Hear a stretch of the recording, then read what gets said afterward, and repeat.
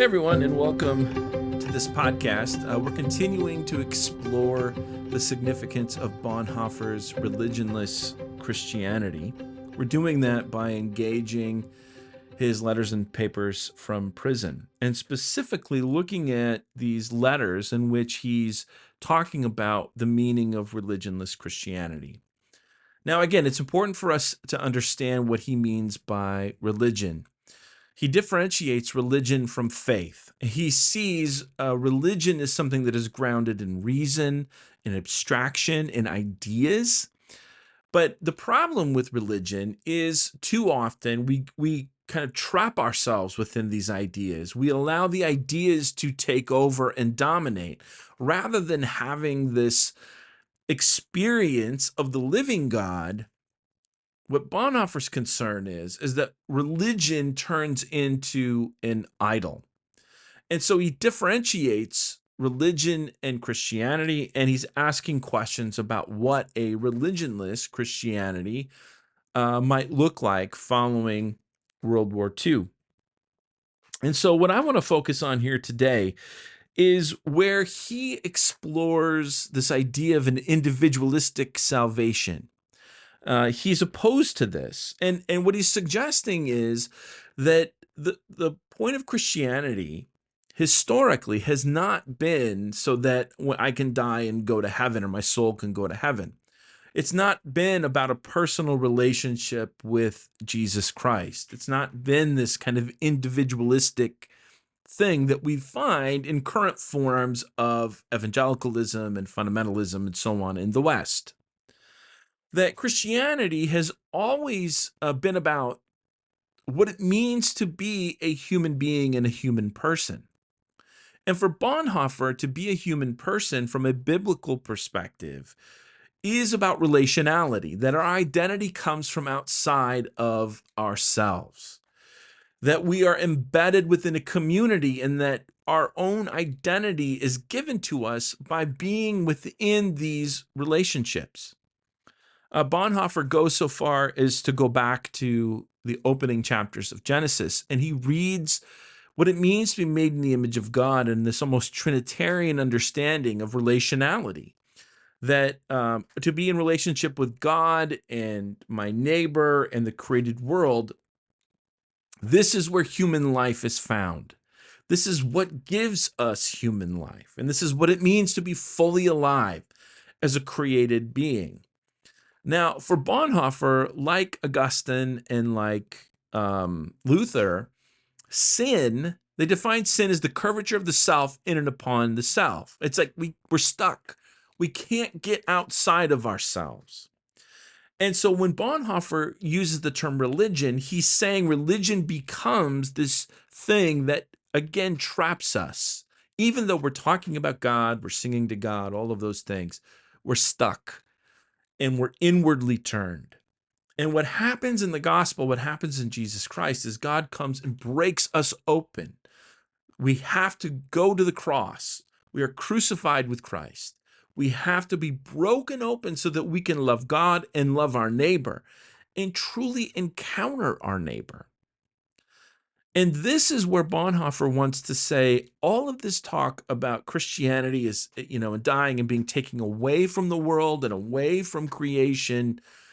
That is not the point of Christianity. So on the one hand, we have the fundamentalist perspective that wants to say it's all about a personal relationship with Jesus Christ so that when you die, you go to heaven. Now, what's interesting is you have the progressive side who is really focused on rationality and on ethics, on conscience, and it still becomes individualistic. It still becomes inwardly turned. And there are ways in which on the progressive side that ideology now plays a significant role in kind of bending and forming the religious expression of Christianity. And so Bonhoeffer seems to be wanting to walk between these two things, that Christianity and Christian faith and salvation is not about this own personal thing. It's not about an individual thing, but it's about something much bigger than that. Now, in the last podcast, we talked about Bonhoeffer and Bultmann, and we talked about Bultmann's language in trying to differentiate between the mythological and the historical and the existential.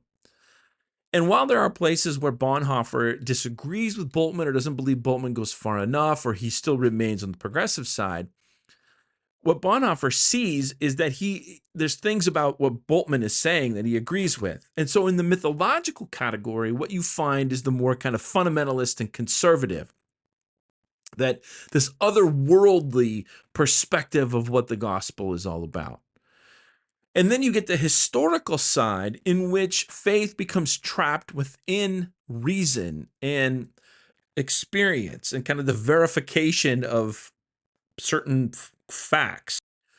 And Bultmann is suggesting that both of those are not the living Christ, that the existential question is where the living Christ speaks to us and is freed to speak to us in the preaching of the word. And Bonhoeffer is making that same existential move.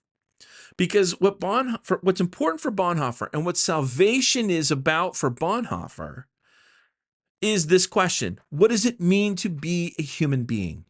What does it mean to live a life? What does it mean to take responsibility for my own humanity, for the choices that we make?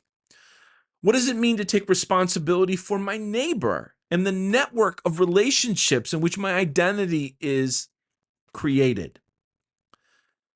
This is what Bonhoeffer is wanting us to focus on, this existential encounter and this existential question of what it means to be a human being made in the image of God and transformed into the image of the living Christ through his death and his resurrection.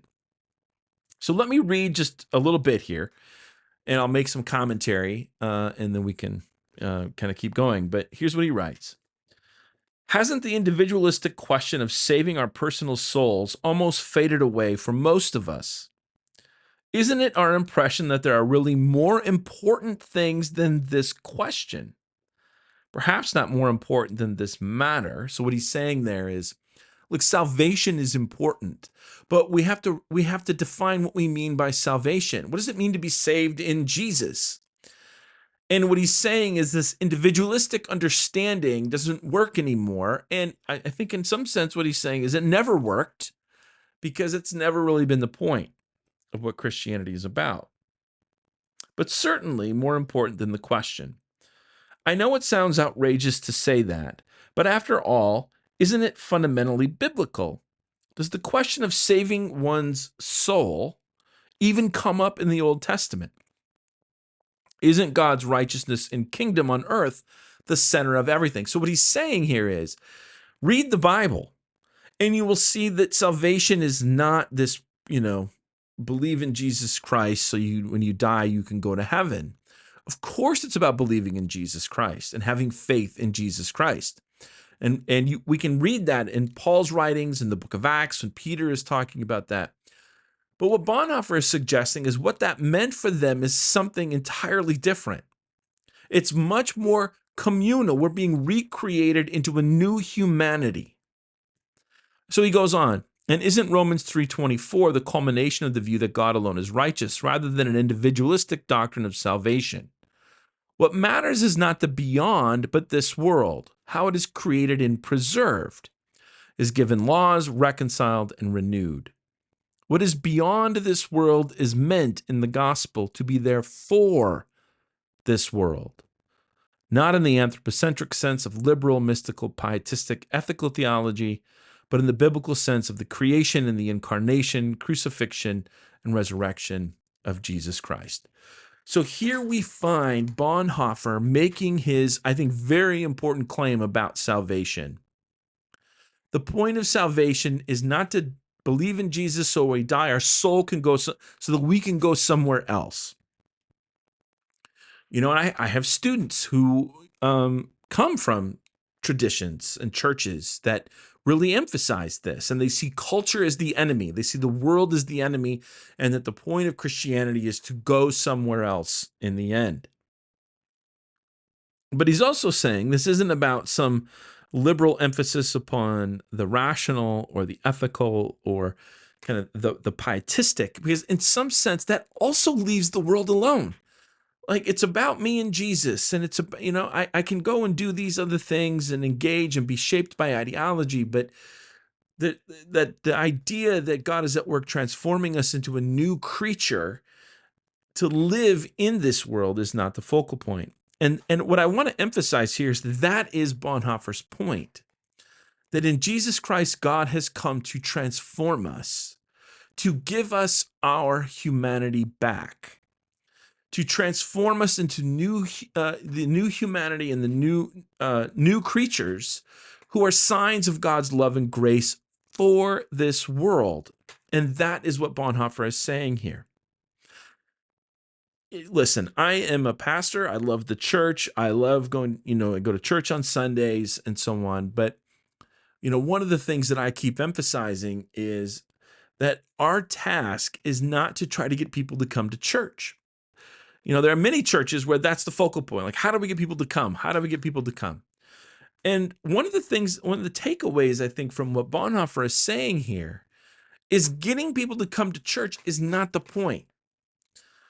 More to the point is the idea that in Jesus Christ, we're called to live as a new humanity that goes out back into the world and exists for the world, to love the world, to be signs of God's love.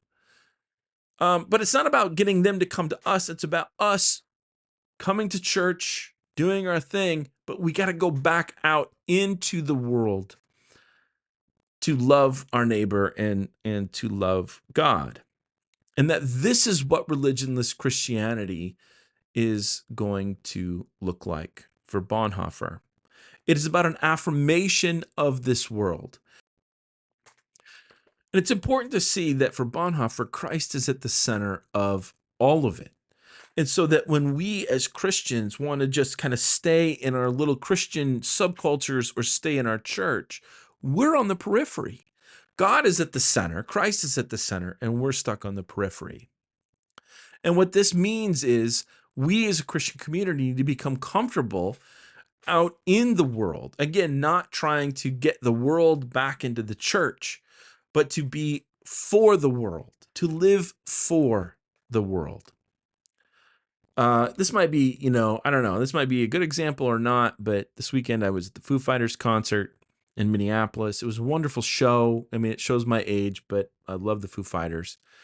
And I couldn't help but sit there and think about Dietrich Bonhoeffer and think about religionless Christianity, because this was not a Christian event. There was no praying or whatever. Yet, it was a community of people that had gathered together around this thing. And there was people singing, there was hands in the, what was interesting is the nature of it was very religious. There was a back and forth with the crowd. And you see this, I think, when you go out into pop culture and go out into these experiences. So one of the things that I've emphasized in my work is all this talk about young people leaving the faith. I don't think they're leaving faith. I think they're transforming faith. They're leaving institutions like church, and they're going and finding their existential experiences elsewhere. And you can find that in athletic events, in music concerts, in film, in you name it. And for me, there's a part of this that fits with what Bonhoeffer is suggesting. The time is over where the church is going to have this authority, where we're going to call people to come and experience God. It's as if Bonhoeffer is saying is God is already out into the world. There are things happening. And if we want to encounter God, we need to go out into the world, those of us who identify as Christians.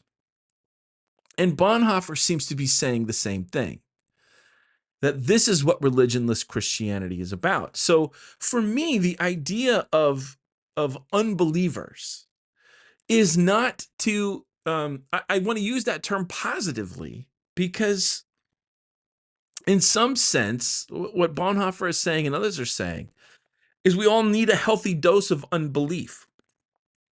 that ideologically we get a world pulled over our eyes and we assume this is the way the world is and God is on our side, and our religion is used to prop up these ways of being in the world. And Bonhoeffer comes in with these letters and he's saying, no, there's an existential moment here that obliterates these things, that blows them open, and is saying that we as Christians, those of us who claim to be Christians, to follow Jesus, have to follow Jesus back out into the world. And again, he's not saying there's not a place for going to church on Sunday or whatever day you go to church. That's not what he's saying. He's not saying there isn't a place for liturgy or the sacraments or so on. That's not what he's saying. But what he's saying is we go do those things to be shaped and formed into the new humanity of Jesus Christ so we can go back out into the world and to love the world for its own sake and for the sake of Jesus, but for its own sake, not because we want to convert it or bring it into church, but because God is present and God is there. This is, I think, the heart of religionless Christianity. You know, I say to my students all the time that God has come in Jesus Christ not to take your humanity away from you, but God has come in Jesus Christ to give you your humanity back, to transform us into a people of grace and love so that we can love our neighbors truly in Jesus, so that we can love the world, and so that we can follow Jesus back out into this world, into this wonderful creation that God has made and God preserves, and God is at work transforming.